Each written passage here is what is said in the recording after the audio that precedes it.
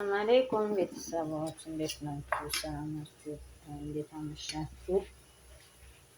ዛሬ ራት የምንሰራ ፉል አቅላለሁና ሽንኩርት ትንሽ በርበሬና ሳልሳ ጨምርበታለሁ።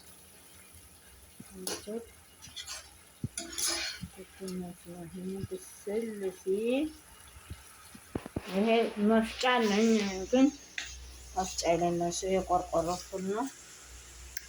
ድቅቅ ማድረግ ከፈለጋችሁ በጩታላችሁ ሳህን ውስጥ እኛችሁ እንዴት እንዳለ ድቅቅ እንዲል ካልፈለጋችሁ ማለት ነው። እንደዚህ ነው የምሰራው።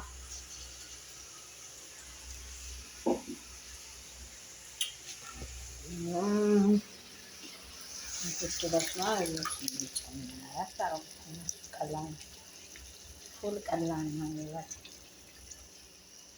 ያስቸግራል። ከላይ ነጭ ሽንኩርት ዋው ነው። ከዚያ በኋላ አለማችሁ ጋር ስለምታባያችን